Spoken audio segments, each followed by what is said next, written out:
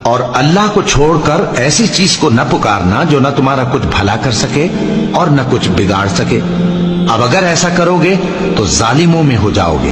اور اگر اللہ تم کو کوئی تکلیف پہنچائے تو اس کے سوا اس کا کوئی دور کرنے والا نہیں. اور اگر تم سے بھلائی کرنی چاہے تو اس کے فضل کو کوئی روکنے والا نہیں. وہ اپنے بندوں میں سے جسے چاہتا ہے فائدہ پہنچاتا ہے اور وہ بخشنے والا ہے، مہربان.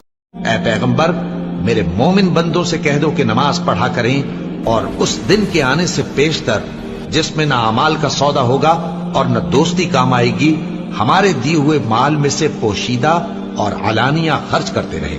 اللہ ہی تو ہے جس نے آسمانوں اور زمین کو پیدا کیا اور آسمان سے مے برسایا، پھر اس سے تمہارے کھانے کے لیے پھل پیدا کیے اور کشتیوں اور جہازوں کو تمہارے زیر فرمان کیا تاکہ وہ سمندر میں اس کے حکم سے چلے، اور نہروں کو بھی تمہارے زیر فرمان کیا، اور سورج اور چاند کو تمہارے لیے کام میں لگا دیا کہ دونوں دن رات ایک ڈگر پر چل رہے ہیں، اور رات اور دن کو بھی تمہاری خاطر کام میں لگا دیا، اور جو کچھ تم نے مانگا سب میں سے تم کو عنایت کیا.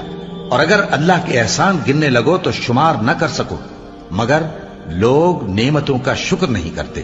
کچھ شک نہیں کہ انسان بڑا بے انصاف ہے، ناشکرا ہے. شروع اللہ کا نام لے کر جو بڑا مہربان نہایت رحم والا ہے. ان سرپٹ دوڑنے والے گھوڑوں کی قسم جو ہانپ اٹھتے ہیں، پھر پتھروں پر نال مار کر آگ نکالتے ہیں، پھر صبح کو چھاپا مارتے ہیں، پھر اس وقت گرد اڑاتے ہیں، پھر اس وقت دشمن کی فوج میں جا گھستے ہیں کہ انسان اپنے پروردگار کا بڑا ناشکرا ہے، اور وہ اس بات سے آگاہ بھی ہے. اور بے شک وہ مال سے بہت محبت کرنے والا ہے. کیا وہ اس وقت کو نہیں جانتا کہ جب مردے قبروں میں سے باہر نکال لیے جائیں گے اور جو بھید دلوں میں ہیں وہ ظاہر کر دیے جائیں گے، بے شک ان کا پروردگار اس روز ان سے خوب واقف ہوگا. اللہ ہی تو ہے جس نے تم کو ابتدا میں کمزور حالت میں پیدا کیا، پھر کمزوری کے بعد طاقت عنایت کی، پھر طاقت کے بعد کمزوری اور بڑھاپا دیا.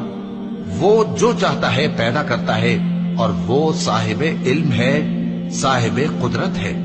اے پیغمبر، ہم نے تم کو سچائی کے ساتھ خوشخبری سنانے والا اور ڈرانے والا بنا کر بھیجا ہے.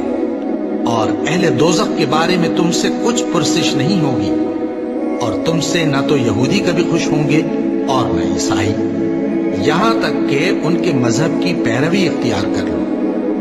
ان سے کہہ دو کہ اللہ کی ہدایت یعنی دین اسلام ہی ہدایت ہے.